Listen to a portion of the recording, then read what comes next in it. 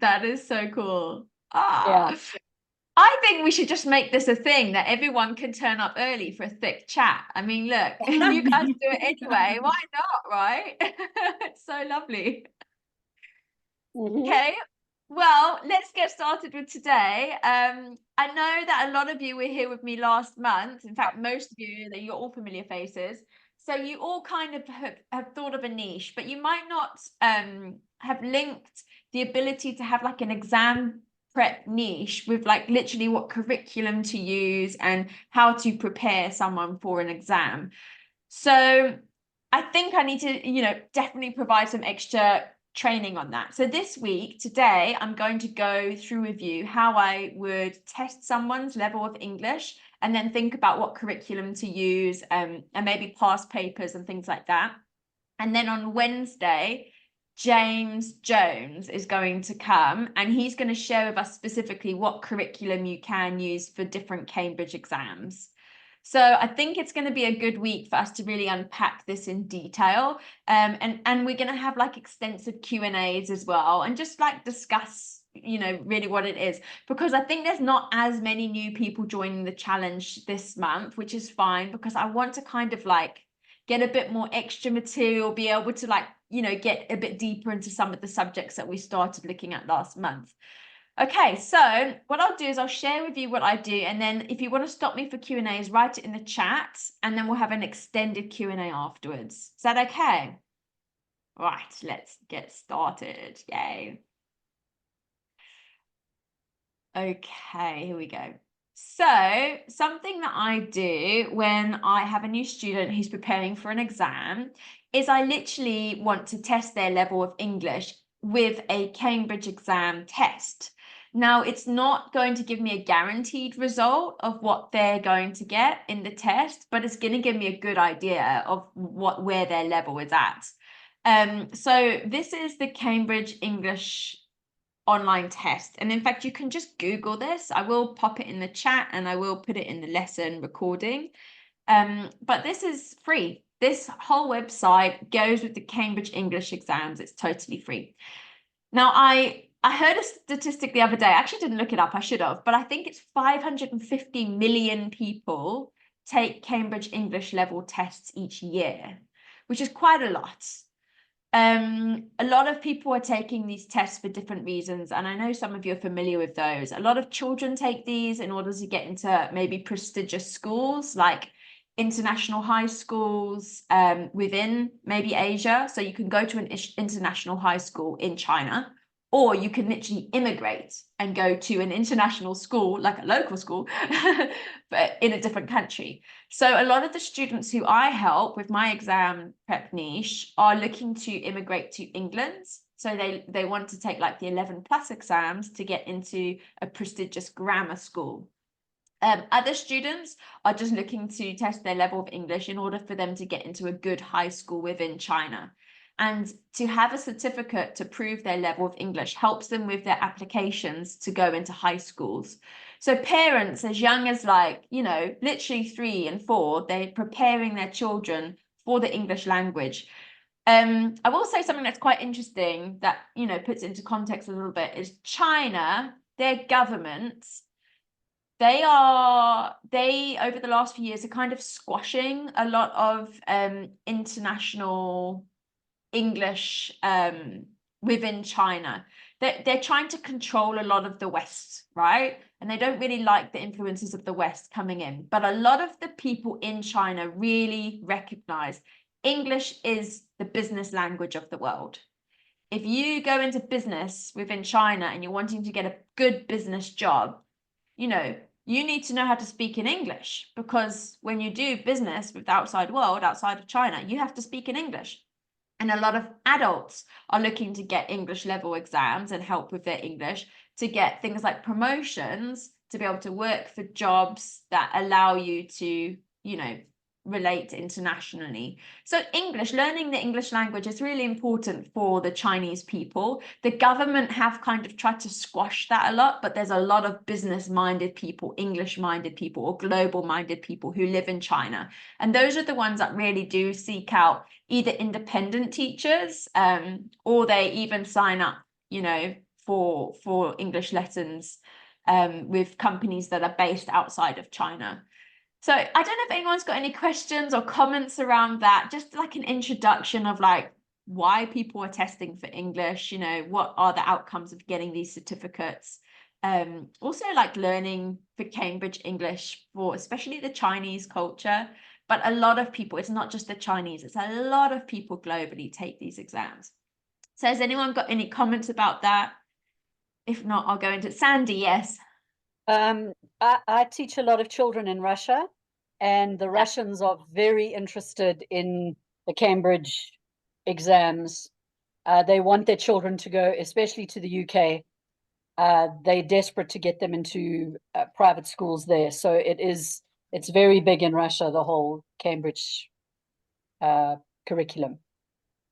I am not surprised at all. I think like anywhere where English isn't the first speaking language, you know, you've got exam centers there and people are learning English because like everything's going online, everything's becoming more global and international. In order to get a good job and to keep up, you've got to be able to speak English. We are so lucky. I mean, I'm so lucky. I only speak English like as a first language.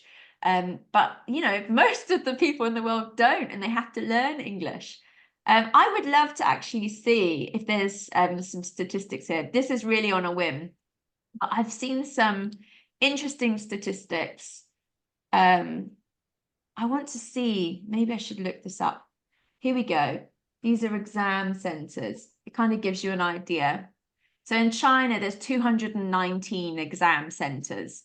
So that's probably all the major cities. I mean, it doesn't mention here Russia, Sandy, but you've got, you know, a lot of Europeans. It's quite a lot in European.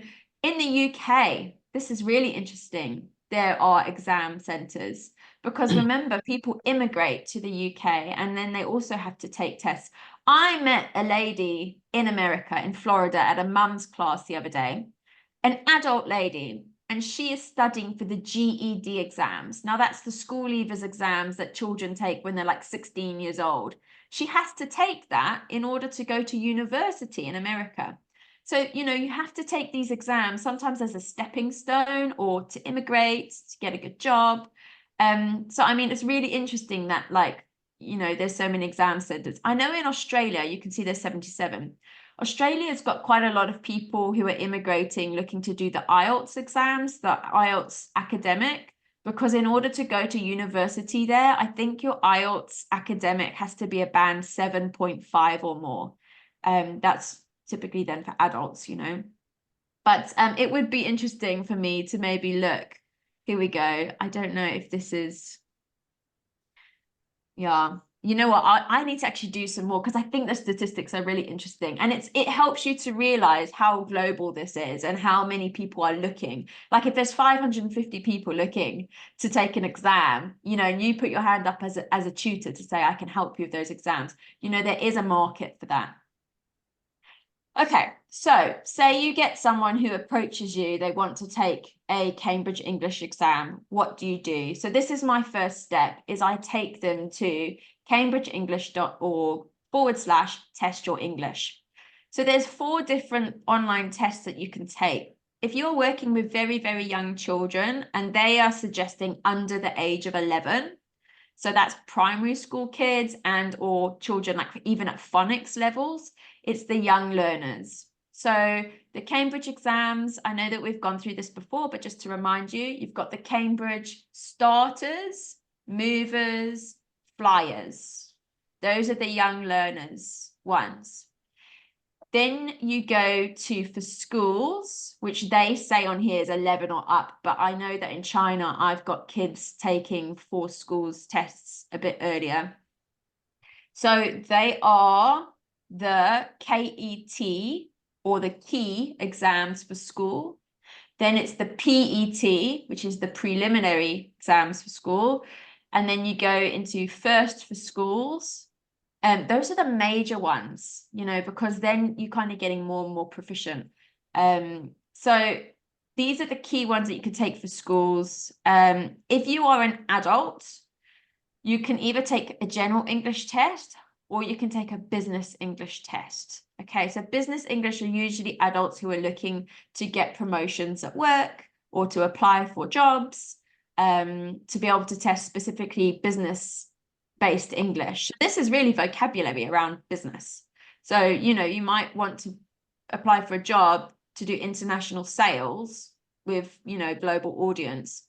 And the job requirements are you need to have a certain level in business English. And that could be, you know, you're using your common European frameworks. It goes all the way from A1 to A2 to B1 to B2 to C1 to C2. Okay, so these are just kind of the general levels that they have.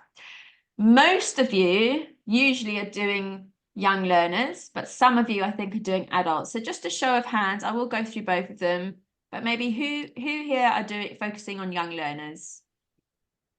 I can see quite a few. Okay. All right. Is anyone here looking at for schools? So that's the KET, PET exams. And I know that the KET exams often overlaps with the young learners because they test for A2. It's the same level as a young learner or for schools. Is anyone here doing it for business English or general English for adults? I've got one lady who's doing IELTS. Okay, great. Well, I'm going to cover both of them because obviously also in the replay, I want people to look at them. So let's focus on children first, and then we'll go into for adults. Is that okay? All right. So basically, I do this with the child, and I think it's important to do it with the child because otherwise, if the parent is standing nearby, the cultural thing, I feel like, can sometimes be the parent helps them, but they help them too much.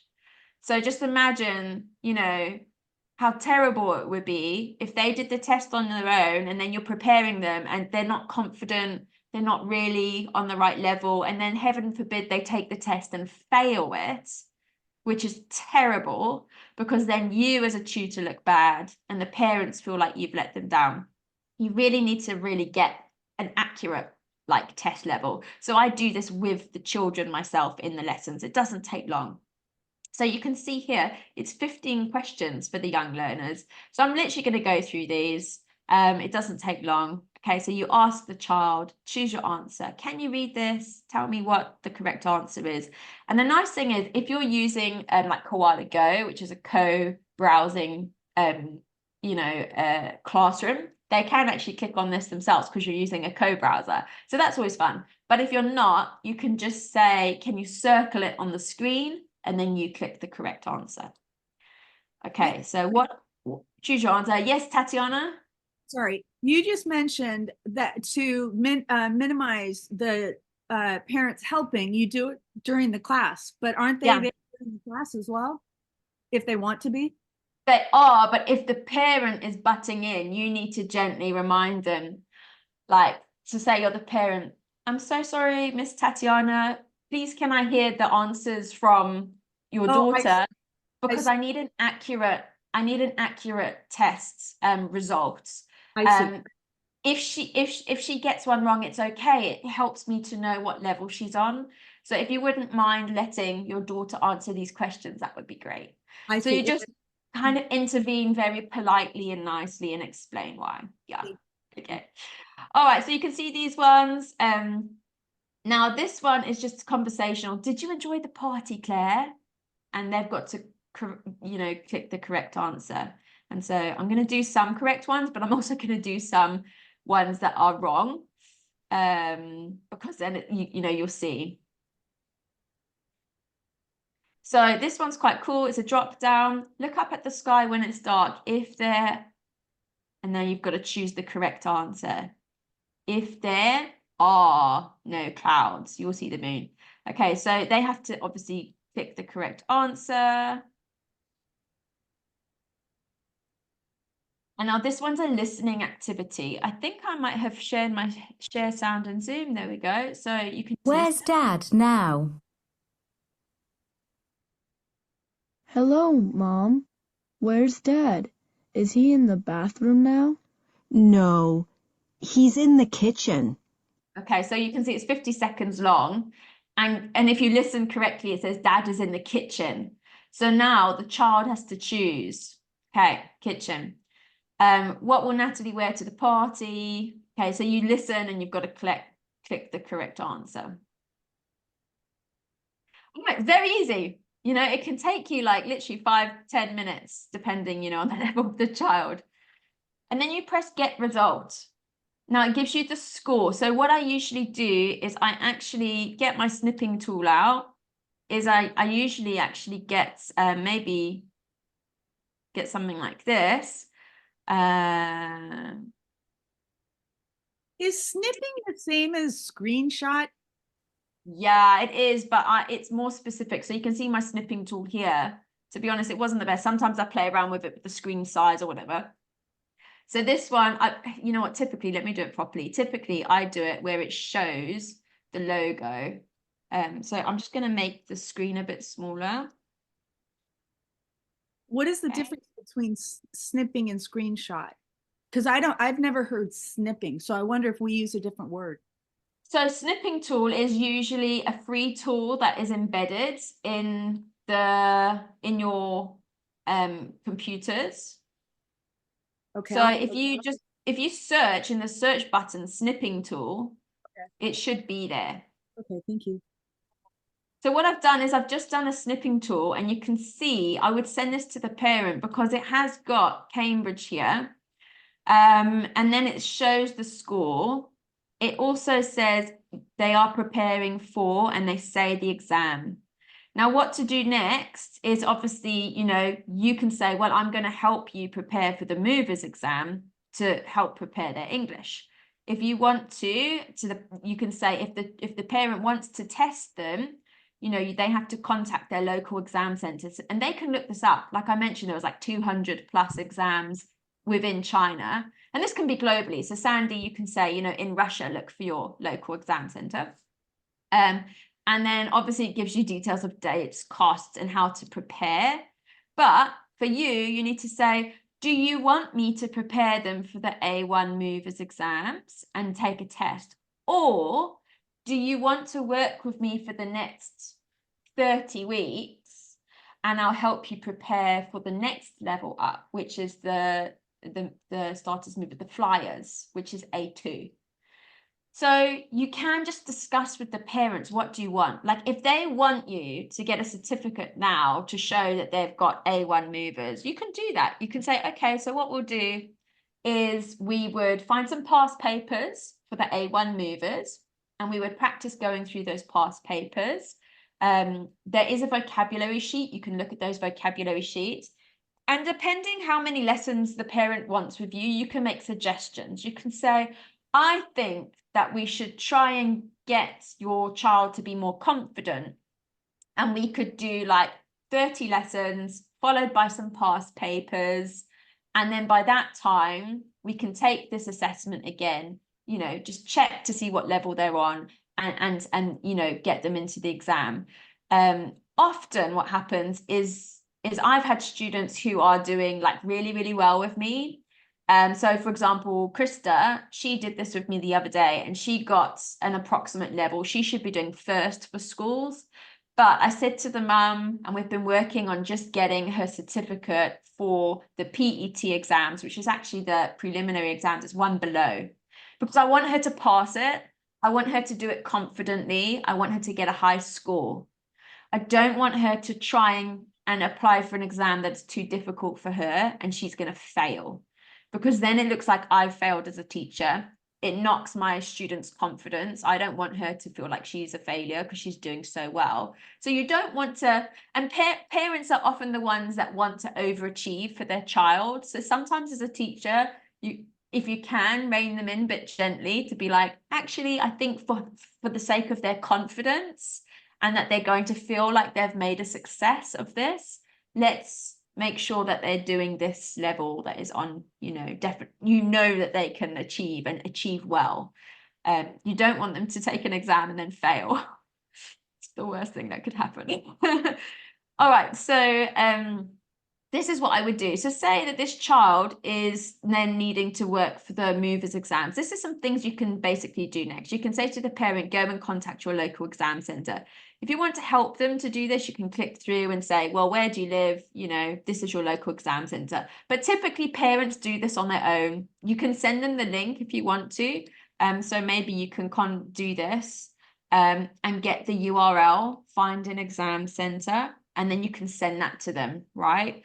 So say Krista lives in, and I mean here it's got Russia. So I mean you can do this with your student Sandy, but say it's Krista and she lives in Beijing, right? And she is doing the PET exams, which is the B1 preliminary. Okay, it looks like there's a few. There's 2 there. So there's 4 in her city. 1, 2, 3, 4. I mean, think of the demands that there is, that there's 4 in her city. So there's a lot of people who are, you know, learning for exams.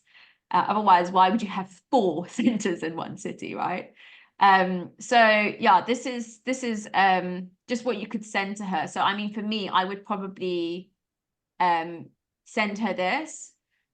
And I mean, they can kind of do the research. This is in Chinese, you know, they might be able to research on their local Google, trying to remember what that's called now, buying or something, and they can look this up. But often I don't have problems. They know where these exam centers are, they book them in, and they know how to do that. All right, so then let's go back. So for you as a tutor, you now need to find relevant curriculum for this child. So what you can do is you can, I'm going to go to the A1 movers. You can go to the A1 movers. Okay, so this is the exam you're looking at. You need to then prepare yourself for this exam to know what the child is going to face so that you know as a teacher you've prepared them fully. So you can read through this. I mean, you can download the frequently asked questions, information for parents. Another thing is like sending this on to parents who can speak English, because obviously this is in English. It does make an impression that you're sending Cambridge-based curriculum and resources to them. So you just download it basically. What about Google? There you go. Yeah. What about Google translating them? I think for me, most of the parents I've dealt with, they mostly have got broken English, or they look on their Chinese-based Google. It's Okay. Baidu, I think. Google equivalent in China. It's Baidu, I think. Yeah, there we go. So they look on Baidu, and they would have, you know, details of the exam centers and things on Baidu, and it would be written in Chinese. So, you know, I can prompt them and be like, well, if you want to find the information here on Google, you can, but otherwise you can just say, you know, I've done a test with her. This is the screenshot that I've got. She's going to be working towards the movers exams, and you can send PDFs in WeChat, and you can say, you know, maybe you want to research where your local exam center is, and typically they can find Chinese material on this. So that's the experience that I've typically had. I'm just looking in the chat here.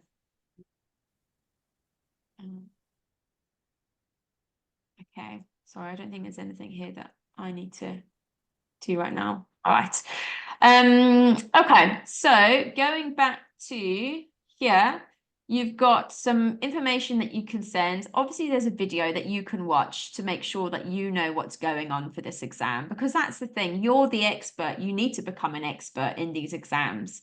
If you're saying that you can prepare a child for the exam and then you get asked a question and you don't know how to answer it, it doesn't make you look like an expert. So really, if you want to be an exam prep expert, you need to kind of build your knowledge on these exams. The exam format is here. So you can see it's quite short and sweet. Listening skills, reading and writing, speaking. Here we go. And it does, there we go. It does explain exactly what they have to cover here.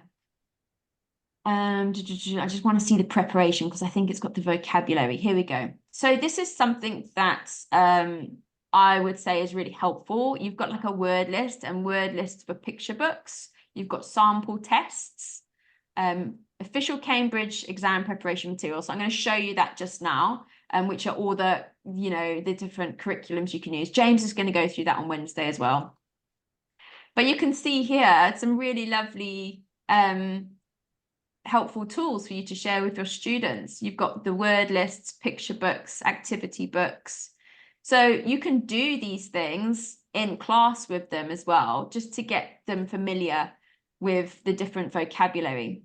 Something that I would say, and I'm going to go into like curriculum long term, is like if you're looking to prepare them over a long period of time, where I say like the Abridge Academy is a really nice curriculum, is they'll use a lot of the commonly the frequent words that are in these exams that come up. So there are certain topics like family, parts of the body, places, these kind of like normal types of topics that these children would face. And if you're looking for a curriculum that's kind of aligned with that, then that's nice, because you can even look at the vocabulary, the word list, and you'll see like a Bridge Academy has a lot of similar themes. That's what I'm trying to say. All right, so I mean, let's just look at some of these. And I download this and send it to the parents. They're impressed. They also know the kind of things that the children need to be learning about too. So this is a word list, and they've got this for every level, is a vocabulary list or a word list. I mean, this is free, official stuff. And explains it. There you go. So these are some of the words, the vocabulary that you can use. And you'll see, some of the themes that they're using. Okay, so you've got an idea. Yes, Tatiana? Sorry, I didn't mean to interrupt you. No problem. I'm finishing up the final exam for the TEFL Teaching English for Exams. And I was looking into textbooks for, I think you call them course books, for IELTS in Cambridge. Now, I know this is much younger, but it applies. Yeah. Since, I mean, for example, all this information is digital, it's making me wonder if it's worth purchasing like course books for exams in anything. So this is again something that we'll cover with James with curriculum is, for me, you don't actually have to purchase these expensive curriculums in order to help students prepare for exams. So what I would do, and what I would encourage you to do if you're looking at like the starters, movers, flyers, or the KET exams, is you could use an affordable subscription like a Bridge Academy, and then use the official past papers here. So this is like, I've just showed you a sample paper, and you can go through this with them. So they have got starters, movers, and flyers. They've got some curriculum that is free to use. It's legal to use. So, if the parent wants you to prepare a child for exam in a month's time, I would probably just focus on this Cambridge English curriculum, going through past papers, going through the vocabulary with them, using this so that they're familiar with the format of the exam and the different types. So you can see the types of questions they get asked. And it's all in line with the exam. So that what you're covering, is very similar to the exam format, because it's official Cambridge English, resources. Does that make sense? Yes, thank you. Okay. The thing comes into it where I say things like a Bridge Academy and other curriculum is when you're preparing someone for a long period of time. So if someone wants to write the exam in the next week or, in a month, you've only got a short period to prepare them for that exam. But ultimately, you want to prepare students on a longer term, on an ongoing basis, so that you can help them prepare for multiple exams, and you as a teacher earning more money on an ongoing basis. Okay, Christine, you've got your hand up. Oh, your microphone's off. I'm so sorry. I wanted to know if Abridge Academy, I know that Abridge Academy doesn't prepare PET students because I asked No. Katie.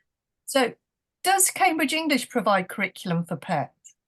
Yeah, so James is going to go over like curriculum options on Wednesday for all of these different exams because there's so much curriculum that you can choose. And I'm going to show you quickly the curriculum that they've got here. So I'm just showing you these exam essentials. Let me just show you the last one, which is the speaking test video.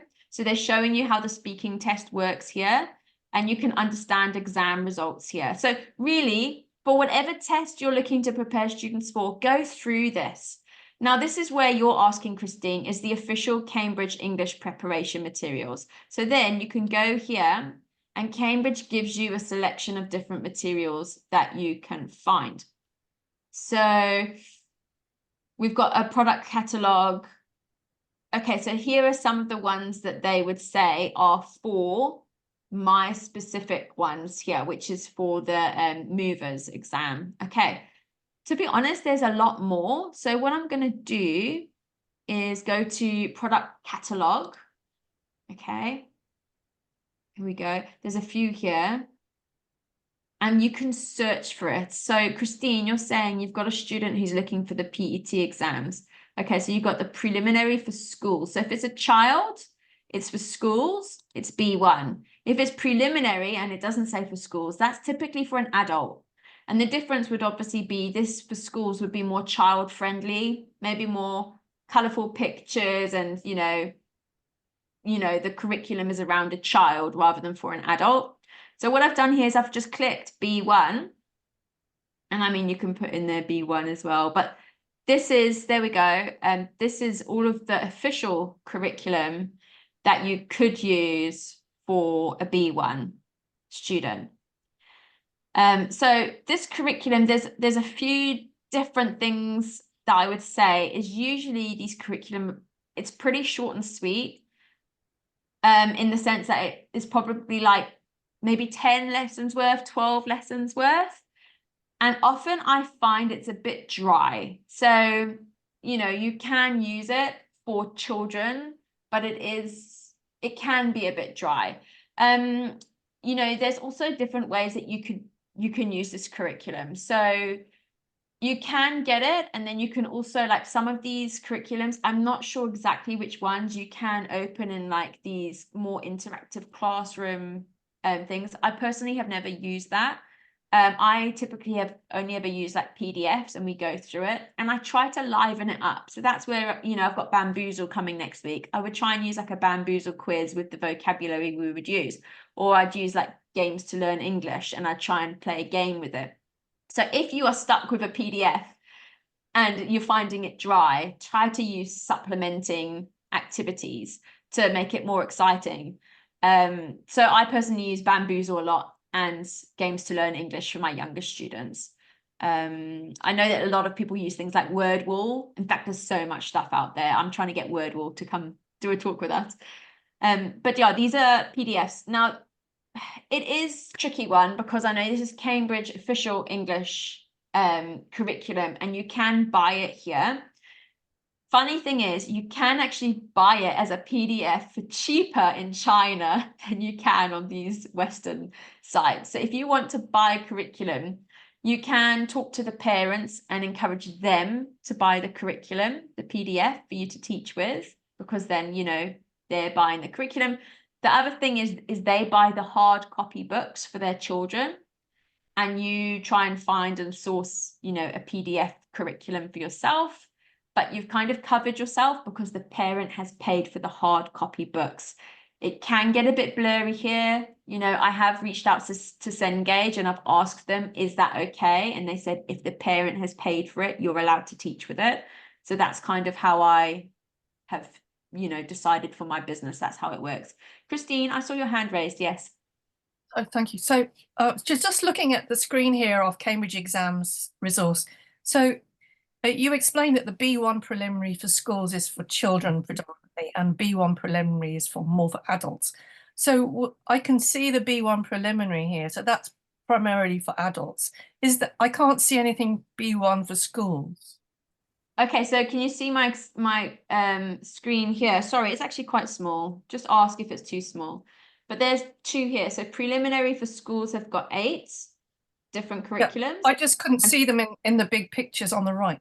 No problem. So I clicked on this one for schools. So these are all children's ones for schools. Oh, I But see, even though they're not if I'm doing called. it for adults, thanks for clarifying. That's much easier because sometimes I know in my head what I mean and I might not explain it in full. But if I am doing B1 preliminary for adults, sorry, this needs to, because it's different for adults. There we go. Ah, oh no, come on. Why is it being funny? This is the adult ones. In fact, these are, sorry, this is for everything. I'm just trying to, they're different. So is what I'm trying to say. So the B1 for schools is 8 and the B1 for adults is usually IELTS. I don't know why it's not showing up now, but anyway. Can you show me the preliminary. B1 for schools? Okay. And definitely go in and play around and like go and look because you might want to like go in because you can see they're slightly different. B1 for schools, B1's for adults. And it looks like some of them are the same. So I think complete. Look, this is for Spanish speakers as well. So you also just want to check. I mean, I don't teach for Spanish speakers. I think I'm getting confused because when I look at the picture of the front of the book, it doesn't say B1 for schools on it. No, I think if you zoom in, it can and does. So if you zoom in, like this one here. No, let me go back. If you zoom in and you look, then it can say for schools on it. This one, let's look at this one. I think this one for first and first for schools. So this one is for children, basically. And it might even say here. And to be honest, James is going to cover this in more detail, like all the different types of curriculum on Wednesday.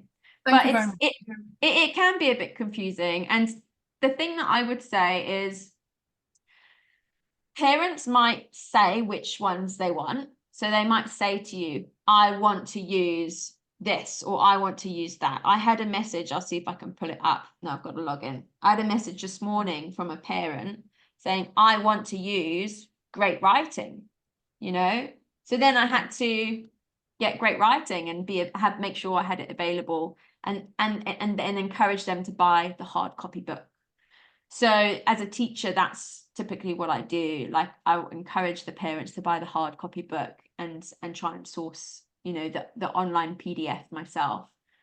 So hope that's not too confusing. Let's see if I go back. Tatiana, I see you've got your hand up. I wanted to also look at adults. I know we've got 20 minutes. So yes, Tatiana. Okay, so if the parents buy the textbooks and you need to find the curriculum online, how time consuming is that process?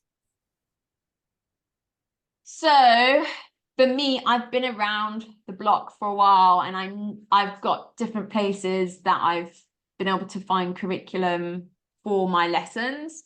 So that's just something that I've done. And then I've covered myself by saying to my parents, buy the hard copy. Sometimes the parents have got the PDF and then they'll send it to me and say, can you teach me with the PDF? I'm not sure if the books come with a hard drive and PDF of the books. I don't know if it comes, I think that's if they buy the teacher guides and things like that. I typically don't use the teacher guides ever. I just use the student book and I work my way through the student book with them on the screen. That's usually how I teach. If you're not sure what the answers are, you know, and this, especially at this level, when they're like young learners, you know, you should know what the answers are. You don't necessarily need the teacher book to get those answers and things like that. So yeah, I typically just try and find the PDF of those student books. But if you can't, that's why I'm saying like a place like a Bridge Academy, it's nice because it's a monthly subscription. So you know that you've covered your back, like you're paying for it, you've legally sourced it, and it goes through a lot of, you know, the different vocabulary, and it prepares them ultimately for exams. So you can prepare them on a long-term basis with something like a Bridge Academy curriculum. And then for like 3 or 4 lessons, just go through the past papers that are on the Cambridge curriculum website. Yeah, I hope that makes sense. Yes, and one quick question. Yeah. Is course book the same as textbook? Yeah, same. Okay, Yeah. thank you. Yeah. That's it, Okay, thank you. so let's just see, test your level of English. So if you're looking for adults, it is different. So even for schools, it's different. So for schools, if you do it, I did it the other day with Krista. It's similar, but obviously it's slightly different in the sense of like all the questions are different, but they still have different elements that they use. Okay, so let's just quickly do that.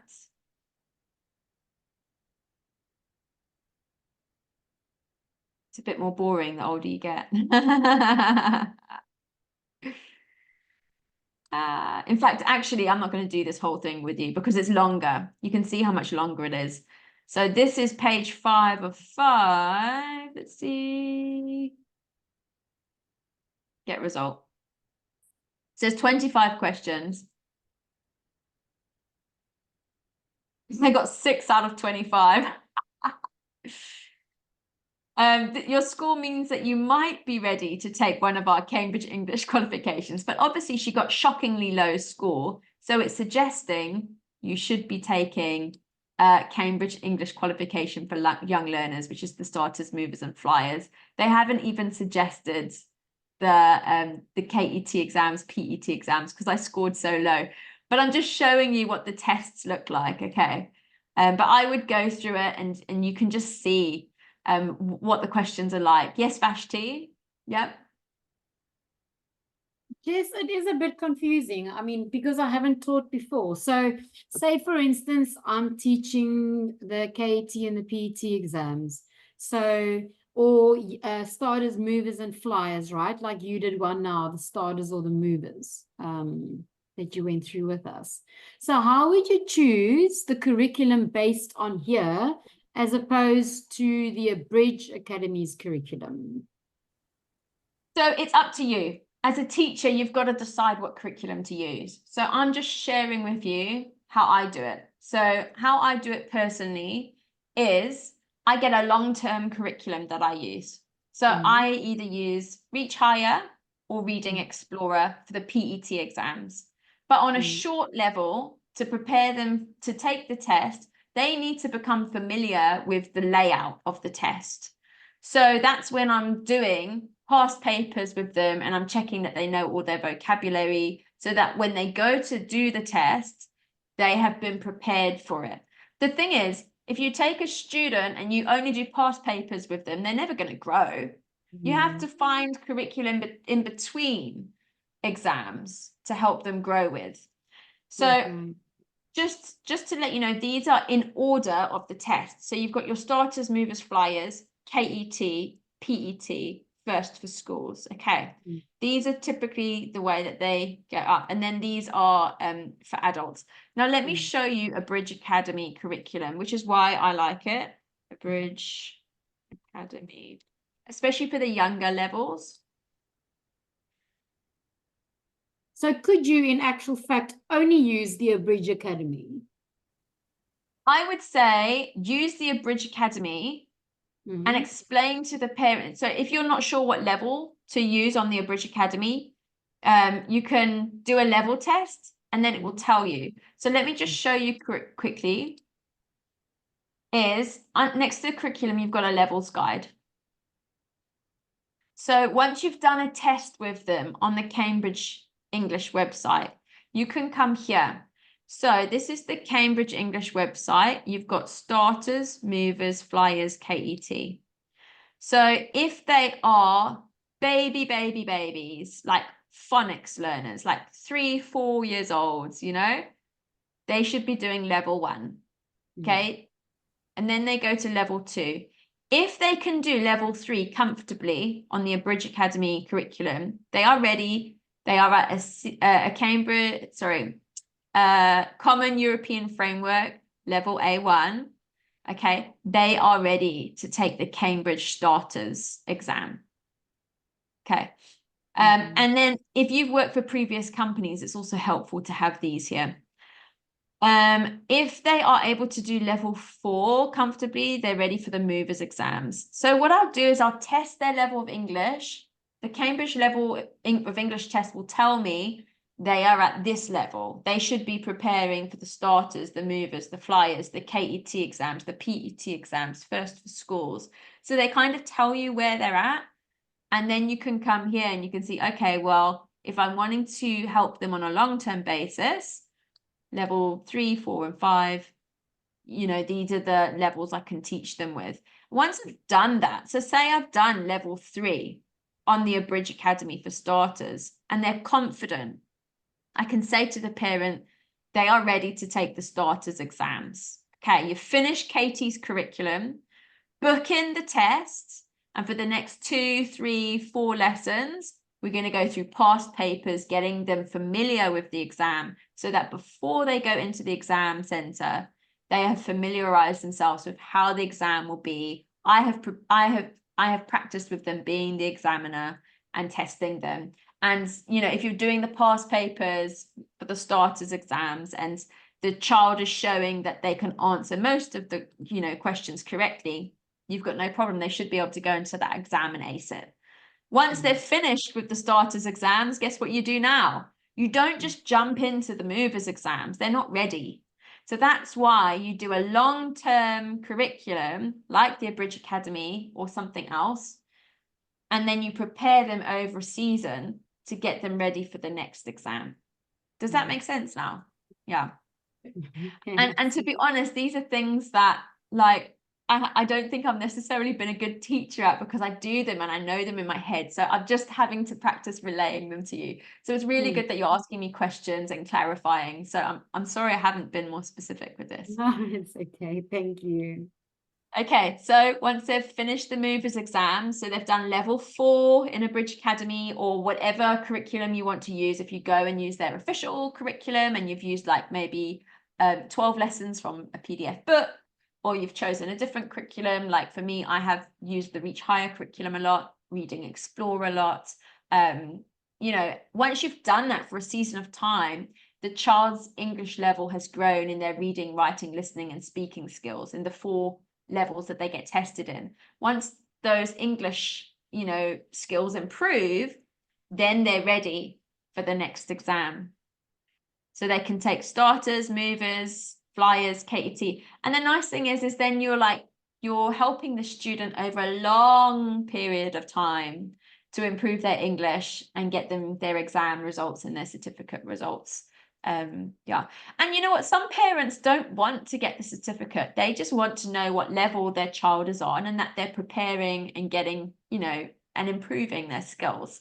So I had one parent, even for the 11 plus exams, and the child was in year 4, but she wanted to apply for the 11 plus exams, but she's like, please don't talk to my student about the exam. And I'm like, we're in a group class, we're all here to learn for the exam. She's like, I don't want the pressure to be on them. I just want them to be learning in that direction. So it's like, okay, you know, I can appreciate that a parent didn't want to put pressure on their child. And actually it was an Asian family, so I was quite surprised. But I think for me, whenever I talk to students, especially for the older levels, like you want to tell them, okay, how are you feeling about the exam? Don't forget before the exam, get a good night's sleep, have a great meal, you know. If you get anxious, you know, take some deep breaths in, especially for like children who are learning for the 11 plus exams, you know, they can get anxious. So I talk to them about the exam. I say, this is how the exam's going to go. These are the questions, you know, the format of the exam that you're going to be asked. So I'm doing the PET exams at the moment with Krista. And so like, I've got these, you know, and these are from the website. These are the listening, reading, writing, speaking samples. So I'm doing these with her in the classes. So I'm saying, okay, for the exam, this is how it's going to look. You're going to have to read this. Okay, it's 45 minutes. So we're going to practice doing this in a 45-minute lesson. or you're going to practice doing this at home with a timer, but you've only got 45 minutes. So it's preparing them for the exam, doing past papers. But you can't just prepare exams with like 3 past papers. You've got to grow their English ability over time. Okay. So yeah, so I mean with Krista, there's 2 parts here. So the part 1 is you've got to write in 100 words, question 1. So she's got to write an email. And then part 2, she can choose. She can either do this question, question 2, or question 3. And the nice thing is I'm preparing her for the exam so she knows what to expect. So when she gets into the exam, she's not going to be confused and be like answering 3 questions. She's going to know she's got to answer question 1, and then she can choose part 2, you know, either question. So I'm preparing her, helping her, you know, to make sure that she's prepared. And there's lots of different writing tasks here that, you know, in lessons. So there's an email here that she has to write. So she's got to know how to do an email. So with my writing, I'm making sure she can do an email, she can do a letter, she can do like, you know, a diary entry. So yeah, I hope that's making sense. So long period of time preparing their English in reading, writing, listening, speaking. Short period of time before the exams, definitely be using past papers and official Cambridge English curriculum so that they're familiar with the exam format. Okay, I'm going to pop into the chats. All right, yes, so Leona's just made a lovely comment that she uses Crystal Clear for her older students. So I've actually been in touch with Crystal and I'm hoping to get her to come in specifically to look at PET exams and the older business English, things like that. Teachers Together is another good one. Okay, I appreciate that James is coming on Wednesday. Now I've lost it. Did you just delete it? It just... Yeah, I just deleted it. I'm Oh, writing I it. was going to say I lost it as I was reading it. So James is coming on Wednesday. I have in the master course, there is a session that Cynthia did on a few different curriculums. One was the Reach Higher, one was the Oxford Reading Tree. So there's lots of curriculum out there. It's just deciding which one. So we're going to go through that with James in more depth on Wednesday. But this is really about testing them, figuring out what exam to prepare them for, looking at past papers, looking at the vocabulary they need to cover, making sure that they know what the exam is going to be like, and you're preparing them, especially right before the exam, to do that. Just go back here. Okay, so I know I didn't do one for the IELTS, but if we go there, we just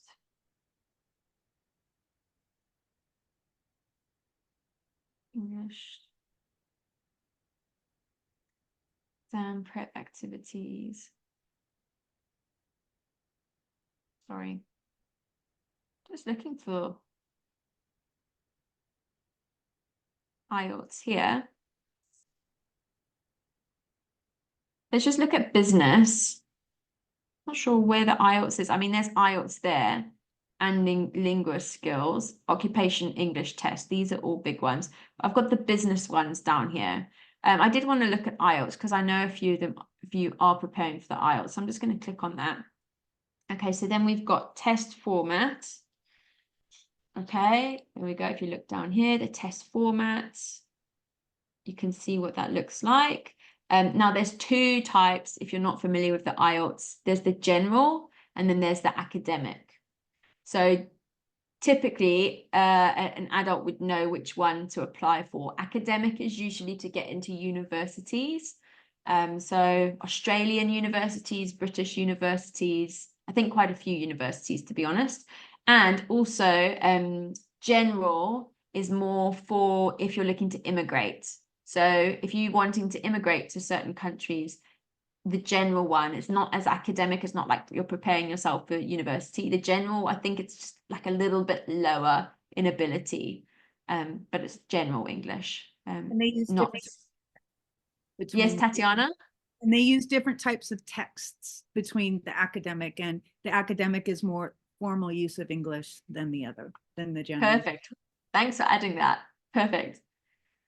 Okay, so you can look that up with the adults, but it's a similar format. So if you're looking at preparation, there's usually past papers. There we go. You've got 3 past papers here. And then it'll also offer different, there you go, curriculum that you can choose.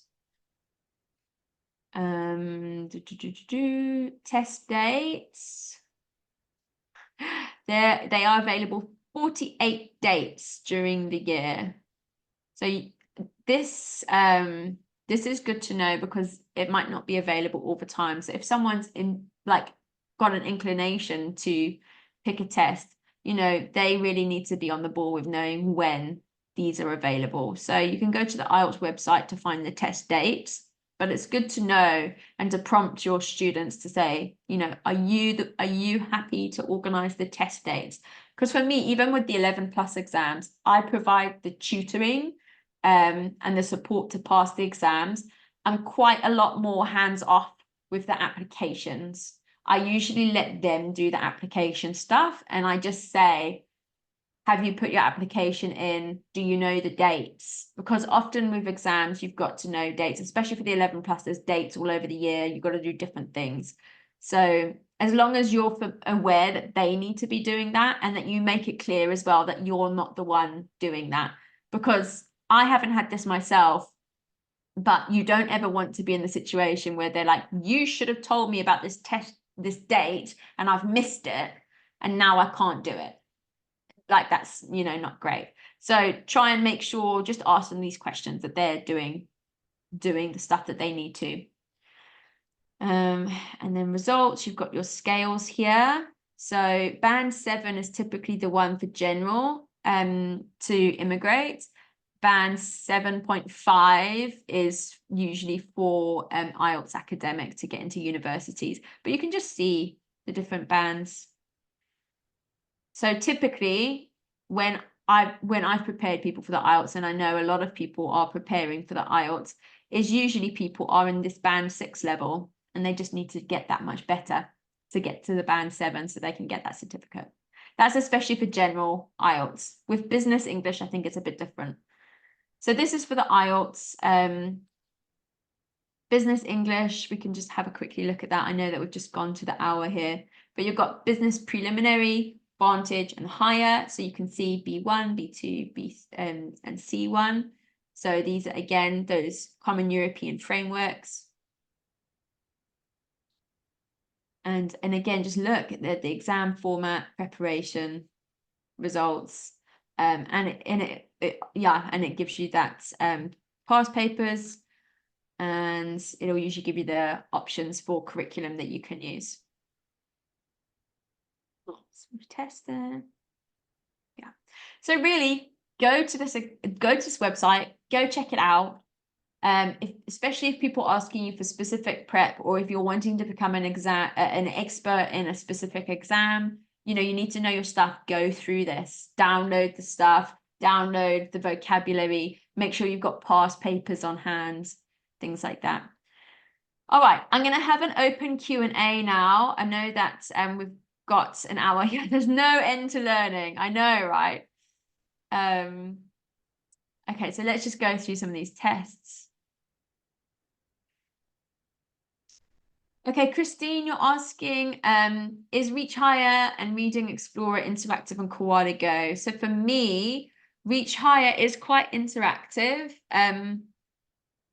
Like, there's things that you can click and press and things like that. So if they're on a co-browser, they can click and press and do that. So that's quite nice. With my Reading Explorer, I'll be honest, I just use a PDF version, and I use that on the screen. You can get classroom software for this. I personally haven't ever. I probably should, because then it does become more interactive. Ask James on Wednesday, because he has like some of that. He has the classroom tools that go with some of these curriculums. So James would be a good person to ask about that. But Koala Go is basically, if anything can be clicked, dragged by you, when you're using a co-browser, the student can also click, drag, edit, drop, whatever. So that's the difference, yeah. Yes. If a curriculum allows you to do that, then Koaligo will let the student to do that. The deadline to take advantage of the offer for Koaligo today, is it possible to extend it, please? I'm sure you can. We have got Xavier coming tomorrow, so you can also ask him there, but yeah, you'll have to ask him. It's not my platform. So I can't say a definite yes, but I'm sure if you ask him nicely, he might. Just ask him tomorrow. Thank you. Yeah. So would the general one also be used for students who want to come to the States for a summer job? Yeah. Oh, I'm not sure. I'm sorry. I think with immigration, it's typically to live here to get a green card and things like that. If it's for a summer job, so that would be like for a student, I would literally Google it. Cecilia, if you wanted to just Google like student visa or volunteer visa, do I need the IELTS? I'm not sure. The thing is, at a summer job, the summer job themselves might want to see a level of English too. So they might only employ you if you have got a certain level of English and you can prove it, because they don't want to employ someone who can't speak a word of English either. So I'm not sure. You'd have to look it up. It's quite a specific question. I don't know the answer to, sorry. Christine Essex says, I have prepared children for the English stats exams, but I did find it hard to convey the concept of time so they can pace themselves. Yeah. Time is always hard. I've got students who are always so slow, they never finish, and it's a problem. So it's a skill that you have to teach children for exams. So one thing that I do a lot of that I think helps is to do that 5-minute planning. So with my 11+ students for creative writing pieces, they usually have it's either 30 or 25 to 30 minutes, depending on what exam and what school. So I say the first 5 minutes are for planning, 20 minutes are for writing, 5 minutes for checking your work. And so we do that in the classes, and with repetition over time, it just gets better. So, you know, with SATs exams, I mean, the English SATs exams, it probably would be also a written piece, but they might also have comprehension questions or, you know, multiple choice questions. I'm not sure exactly. But so I guess that it's just, yeah, practice. Yeah. so they have to use, I mean, I had to help them tell the time, you know, from looking at a watch, because I didn't know if they had access to, well, they should be able to see a clock face in the exam, but some of them are so very young, then that in itself is a whole, it's some kids find it very difficult. I remember as a child finding telling the time hard. Oh yeah. Yeah, so James showed me the other day how to add a clock in Voove, which is quite cool. Zoom has a similar app. I think there's like apps that you can even just get on Google to show like a clock and like a timer. So that can sometimes be helpful, I guess. But I think it's just practice and being aware of the time and doing it over and over again. So I mean, for my 11+ exams, every like 5 weeks we do a past paper. So I'm making sure that they're getting into the rhythm of how long they need to take, if they're being too slow, if they're being too fast. Some of my kids are too fast, and I'm like, you're sitting there doing nothing for 10 minutes. That's not okay. Go and write more.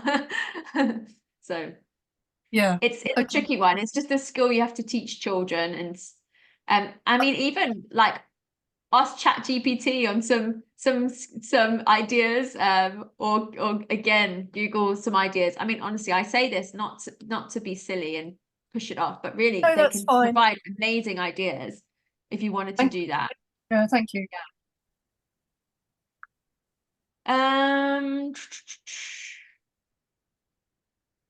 How do I know what levels to offer when I'm trying to fill my schedule?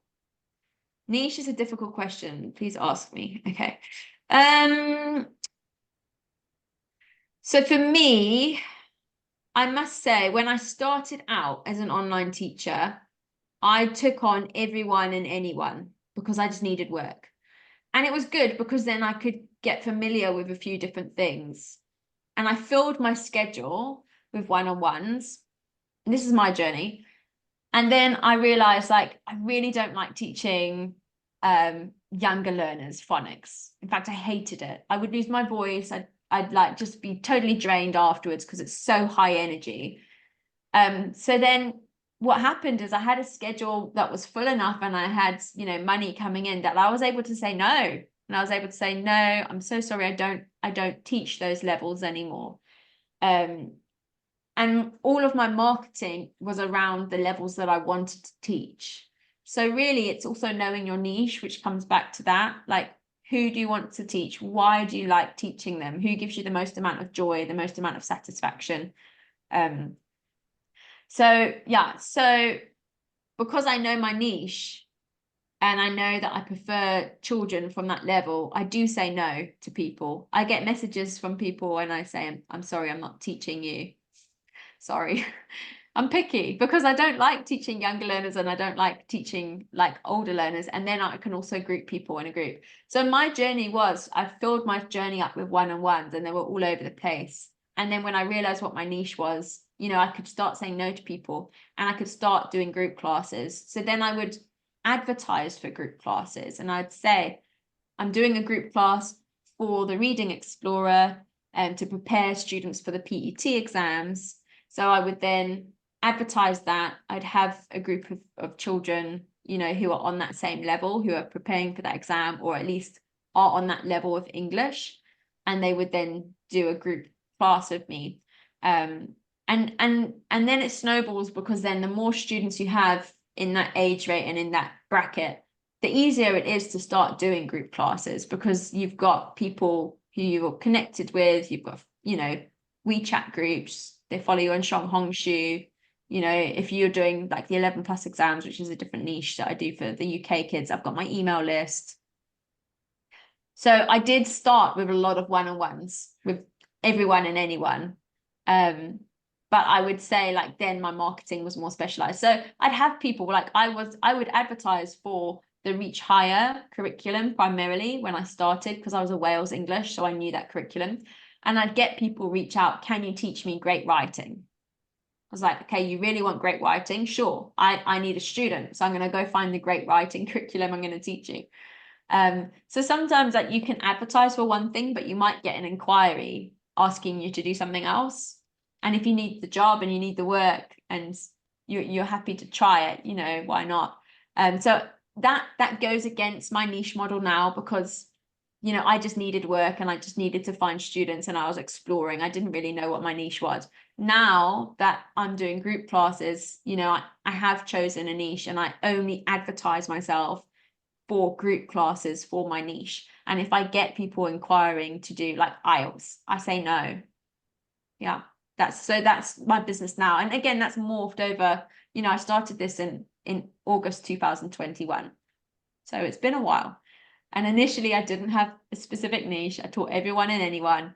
I filled up my one-on-ones, and then I was like, you know what, group classes are the way. Before, like, and I was like teaching 5 to 6 hours a day, and I was like, I can't do this on a long-term basis. It's not sustainable.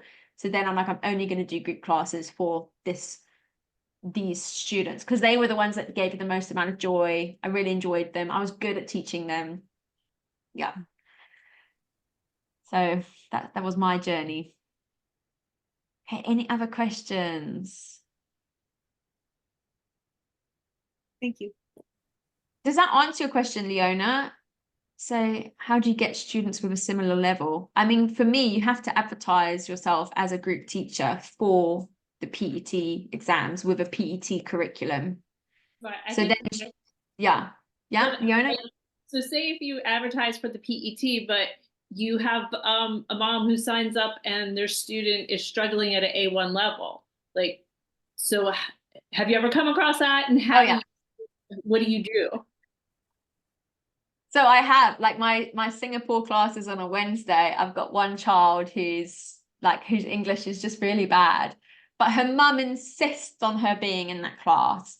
And I've encouraged her. I've said, you know, I feel like she might benefit more from being in a lower level group. No, she wants to be in the class. So you know what I do? I just get her to read like the subheadings and the captions and things like that. So the older groups who are better the older students or the students with a better level of English, I'm giving them more complex things to do in my group classes. And then with this sweet child, you know, she's just doing like the little stuff. I mean, she's even fallen asleep in one of my classes before, and I'm just like, what do I do? Like, message the mum, Claire has just fallen asleep. But it's not like I'm bummed. I'm just like, she's a little girl and her mum's insisting on being in the class. And to be honest, I'm like, well, if she's paying me and I've communicated that I don't think it's the right level and she's insisting, then whatever. She's not disrupting my teaching. She's not taking away time from the other students.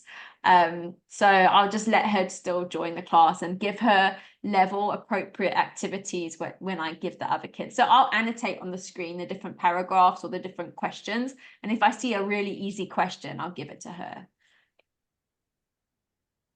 Yeah, does that make sense? Shame, she's very sweet.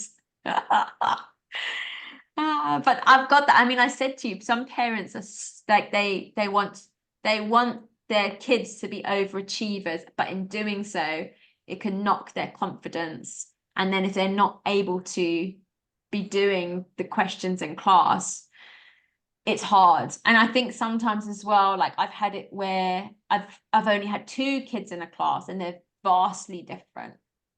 As an independent teacher, I can do something about that if the parents are not happy. And usually I'm not happy if it's only 2 in a class. I want them to be at the same level. But when I worked for Wales English and they had 2 in a class, I had to teach them. If one was on a really high level, one was on a really low level. And in my feedback, I wasn't allowed to say, I think they're on the wrong level. So I just had to deal with it. So yeah, because they don't want to lose a customer. They don't want their parents to stop paying money because they're a business. So as a teacher, I had to deal with it. So as an independent teacher, I still have similar things where I'm like, well, I don't want to lose my business, like the money either. But I don't want the children to also, like, for me, like ethically, I don't want a child to feel like, you know, they can't do it and that they're not successful. So you always want the child to succeed. So just try and find level appropriate things within a group class for them to do. And I still praise them for their efforts. I'll still give them the same amount of rewards. It's just maybe slightly different level stuff. Yeah.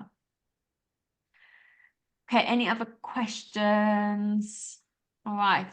I think one more question if anyone's got, and then we'll wrap it up.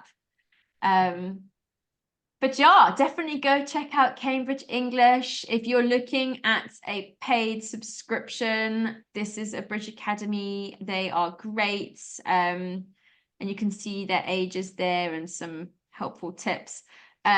Brenda from Young Learners Curriculum, she also offers like PET level classes. I would say, like, although I enjoy hers, she works on, like, she talks a lot about the Bloom's taxonomy, and so her classes are quite, I would say, like a little bit abstract. So they always, like, they require you as a teacher to probe a lot, to ask like higher level thinking questions that go with her slides. So yeah, it can be appropriate for some learners, and for other learners, they might find it too abstract for them. But I do think, like, it is on a level of a B1 learner to be probing more and asking for questions, things like that. Yeah. But yeah, we're going to be back tomorrow with Xavier looking at playgrounds. And then on Wednesday, we're going to meet with James, who's going to talk to us about different curriculum that you can have for these different exams. Okay. All right. One last question from Christine. Yes, Christine. Oh, it's just to say I'd answered your Messenger question in Messenger. Okay, perfect. All right. I'll go have a look in there now. Thanks, Christine. All right, everyone. Has that been helpful? Yay. Yes, thank you. So preparing students for exam, short term, let's look at past papers, vocabulary they need, look at Cambridge English exams. On a long-term basis, building their English level skills, reading, writing, listening and speaking. Try to find a long-term curriculum that's going to prepare them over the long run, so that when it comes to writing the exam, they would have practiced a lot of the similar vocabulary and topics that could come up in an exam. Okay. Thank you so much. Thank you. Okay, bye everyone. Bye. Bye. Thanks, Jess. Bye. Bye. Bye. Bye. Cheers, everyone. Bye. Bye.